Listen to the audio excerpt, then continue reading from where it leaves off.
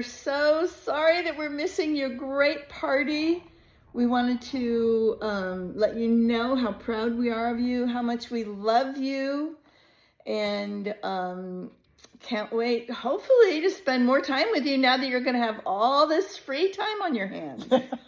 Yes.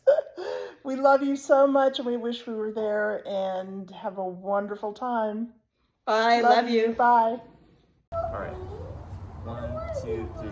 Congratulations, Nana. Happy retirement. We just wanted to tell you, Nana, that we're so happy that you're finally getting to retire. It's much deserved, and we know you've touched so many people's lives in our community, and we're so thankful for you. And I just hope you have a very, very happy retirement. Nana, we're so proud of you. You've done so much work over the years, and you deserve to relax finally. We're really proud of you for sticking up for the family, always being there for us, even though you've worked really, really hard all over the years, and you've done just a great job. Yeah, thank you, Nana, for your impact that you've had on the community. You definitely helped create that place from the ground up, and now you get to sit back and enjoy the fruits of your labor. It's amazing, and thank you so much for my opportunity to help you with that. I really appreciate it, and I'm so happy for you. It's been incredible to see your journey, and I'm so glad that we have somebody in our family who's been a rock, not only for us, but for people out in the community, and have done such an incredible job.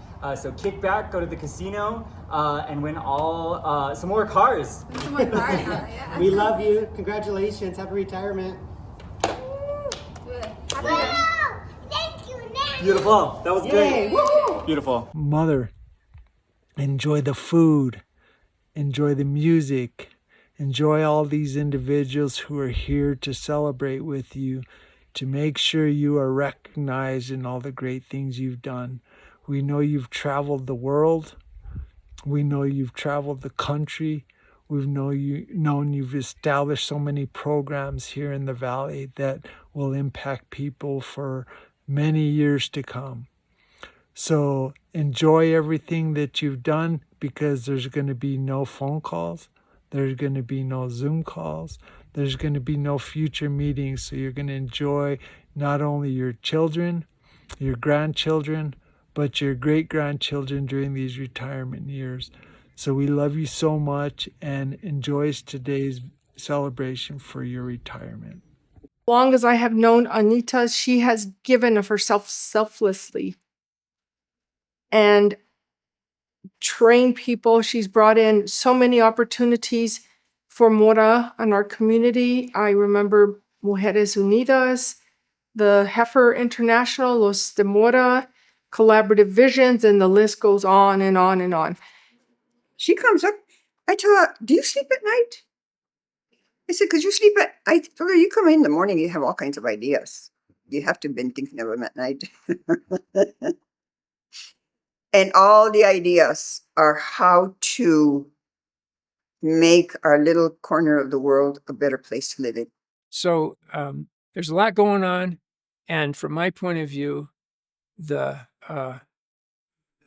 person behind so many of these, that's either the person or a core person, is Anita LaRan. And she's getting ready to retire from her executive director position as Collaborative Visions. And while I'm currently president of the board, and I have been for years, I keep saying I'm just a placeholder. And I see Anita as welcoming her into becoming the next president of the board, as sort of the true heart and soul of the organization. Touches me just to say it.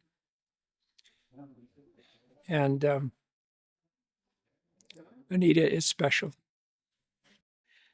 Having Anita as a mentor was, she always instilled education in all of us. And no matter what, you'll even talk to the girls who have worked here for many years. She always made sure that they took time, they were able to go and get their education and come back. That's the one thing I always known, because she always said, that's the one thing nobody can ever take away from you is your education. She always instilled that in every single person who came into this building, not just myself. I met Anita back in 1991. She interviewed me for a job here at Helping Hands. It used to be Helping Hands. I walked in. I had no idea what I was doing. She gave me a typing test, and I'm sure I did not pass it, but here I am 22 years later. She actually empowered me to go to New Mexico Highlands University and get my degree in management. She was always about empowering women. She did let us know that education is very important and that no one could ever take that away from, from me or from any individual. I met Anita probably 8 or 9 years ago, one of the community meetings, and I normally try to sit in the back and not say anything and try to fade into the background. But Anita pulled me out, and before the workshop was over, I was signed up to do all kinds of things. Too, I was along for the ride. So I've known Anita all her life. And she's always deep down inside, even when we were in school, she always, in the back of her mind, she was always helping somebody. Always. And I think a lot of it came from the fact that Father Flanagan was very close friends with her parents. He's the one that started the religious order that's here in Mora, Society of Our Lady of the Most Blessed Trinity. And he was her shadow. And he was very active. And she picked it up from there, I'm pretty sure, because ever since we were little, everything that Anita did had to do with either rescuing an animal, because when we'd go visit them at home, and she always had a little animal that she was taking care of that wasn't part of the family. I met Anita. I was doing volunteer work. It's the same as Esther. And I met her in 91. And then when there was a job opening, she hired me. So I started work in 92. And like Esther said, she'll always be our boss. And she was very easy to work with. And like, I didn't know nothing about computers. I was computer illiterate, and she had Esther help me learn how to do that computer, and now I can get around it. But with Anita's encouragement, and she encouraged us to do the best we could for ourselves. She also has this vision that I never knew really that she had instilled in me until years later when I came back. I was like, oh, now I remember where I got that from, where I want to take care of my community. And that's the main reason why I moved back. I wanted to take care of my community. I want to make sure that the people that are around me succeed, because when they succeed, then I succeed. And she has that mentality. And I never knew that it was really her who had instilled that into me until I came back home, and then having conversations like, oh, that reminds me of a conversation I had with you when I was a senior in high school. We've always had great teamwork. We actually all in the past have painted the building, the offices. For Christmas, all of us have decorated together. So it's always been a great teamwork. So. Yeah, and if we ask her if she can help us with something, she'll be ready to cook something for us, like for a big event or whatever we have going on. She said she wasn't going to stop cooking, so she's going to cook at home and then bring it. Way. She just cares about this community and has been a kind of mother hen wanting to help us work together, come together, build a better community and a better economic system as we've needed to just keep surviving. But when it comes to after the fires, when I talk to people how I was going to be the new executive director and stuff, they're like, oh my goodness. They always say you have some big shoes to fill. And I know that. And it's because they've helped families. If it wasn't for Anita and her family meeting us at such a place and giving us money when we didn't have money, or toiletries or something, there was always everybody in town knew that if they needed anything, especially during that time, to contact Anita. I've been so impressed with her over the years. probably the main thing is she doesn't give up. There's so much of what she does is difficult, and you don't get results all the time, but she just never gives up. Smart, very smart, very generous, very kind.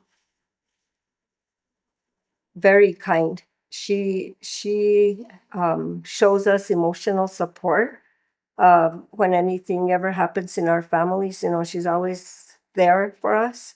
So it's like we're one big family, and we continue to be one big family. You know, she's very kind-hearted, funny, and like Isabel said, very, very, very smart. So She's trained so many of our younger people and encouraged them to become leaders. She's always been there for people. I know she's made a big deal about the Cinco de Mayo and Dia de la Cultura, and she just continues to give. And I know that for the last 10, 20 years, she kept saying, I've got to find somebody to pass this torch on to. And every time I turned around, she was still there, and she continued training people. People came in and went off to better, for better opportunities. And she would train another person. And finally, she's found Julia. I hope Julia's here to stay. Anita's done a wonderful job of training her. However, Anita's got some really big shoes to fill. I don't know how long it's going to take to grasp everything that Anita has left behind. Weird being in this building without Anita in it, because she is Helping Hands, she is Collaborative Visions. And whenever you think about it, everybody knows it's Anita. And so I have big shoes to fill, and I hope I do justice and I make her proud. And she will always be getting calls from me at least once a week, because we still need her, even though she's retired.